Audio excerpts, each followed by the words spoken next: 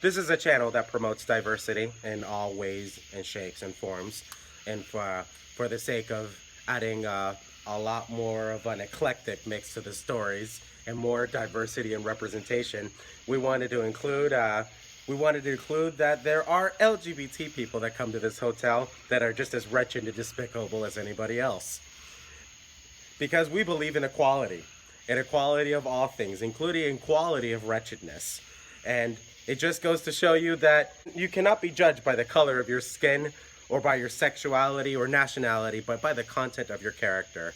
And if anybody analyzes the character of any single one of the guests at this hotel, they will realize that they have come upon only the most wretched, despicable, and dysfunctional sorts of people.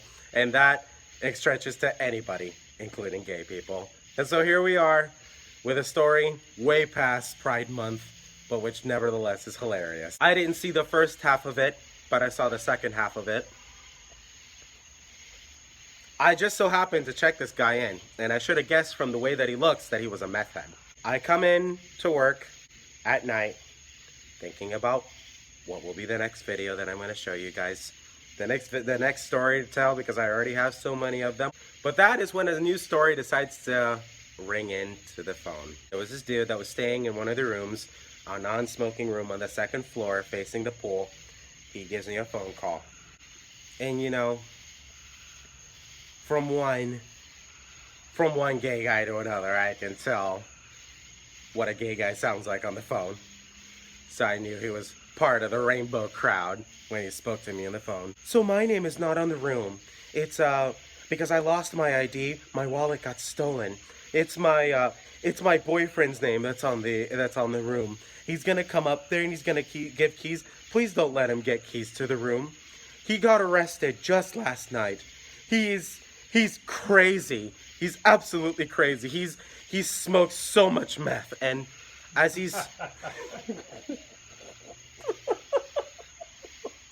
as he's telling me about how much meth his boyfriend smokes, it just so happens that his boyfriend just happens to be walking up to the window. Maybe when I checked him in, I didn't realize he was a meth head, but when he came up to the window at night, looking like he'd been jogging a marathon or smoking a lot of meth and sweating, you know, and you saw the angular look of his cheeks and how sunken in they were and how pale his skin looked, then suddenly it hit me.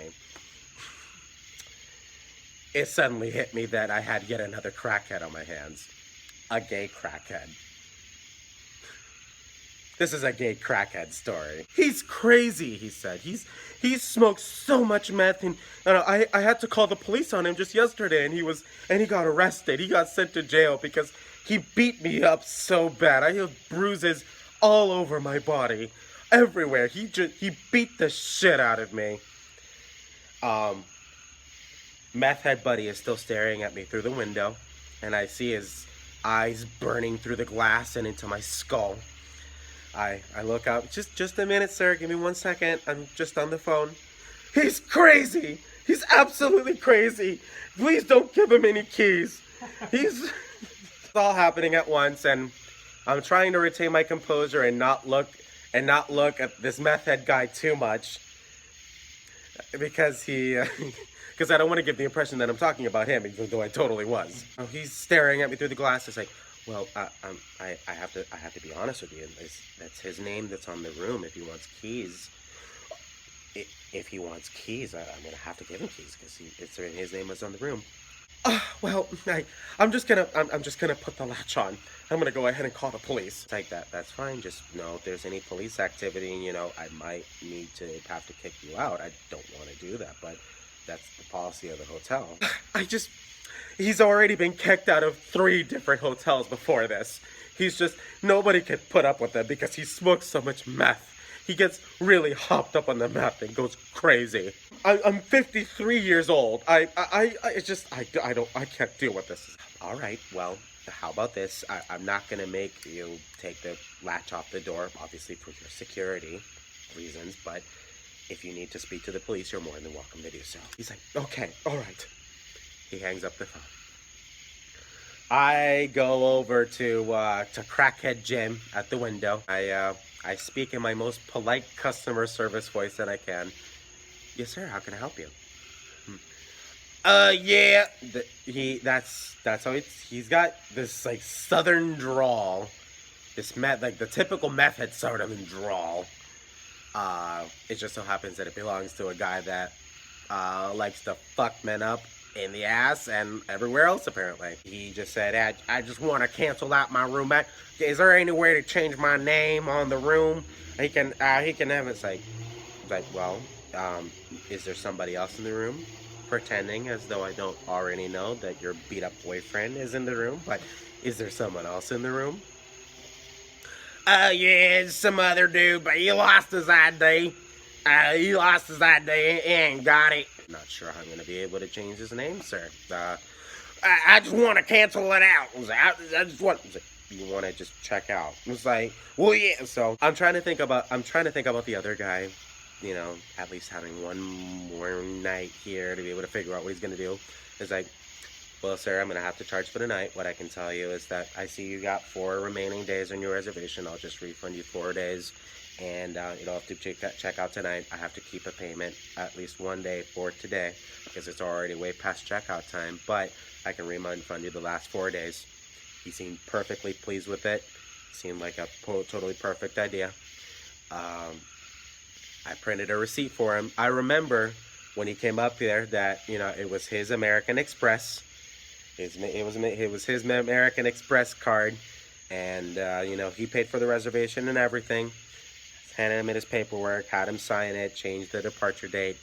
He went on his merry way. The whole time was telling, yeah, that fella right in that room, he called the police on me and sent me to jail. And I had to spend 1 night locked up. And I'm so sorry, sir. Go ahead and sign this page, please. So, off Crackhead Jim went off into the night with his refund. And I think he was with some other dude, some other older dude. I don't know if it was his boyfriend. Maybe, I don't know. It looked like his dad. I don't know. Who fucking knows with any of these people?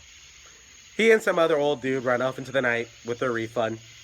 And that's when I go ahead and call the emotionally distressed man in the room. Hey, so let me tell you what I did. He's not going to get keys to the room. I said he already called the police, by the way. I saw that a cop car had just come through to pull through. I know you already called the police. I understand. I know you're talking to them. You're at liberty to do that. I just want you to know he's not getting keys to the room, but he is doing an early checkout, and he got a refund. As what? No, I paid for the room. That's my money. I mean, sir, it was his card that was on the reservation. No, I sent him money, but I paid for the room, and I gave him the money in cash for the stay. Well, sir, I know nothing about that. He paid with his card, so you're basically telling him that you gave him my money, sir. It was on his card. That's just how it goes. It's his reservation, sir. Oh, great. I'm going to tell that to Blake. He basically just ran away from my... You know, I have to tell you a story. And that's when I knocked my head back on the chair because I knew this man was going to share his very tragic lifetime Brokeback Mountain story about his life. I rested my head back as he told me his life story. I had to go through so many different medical treatments, sir, and that's drained my bank account. That man has drained my bank account. That's terrible, sir. I'm really sorry to hear that.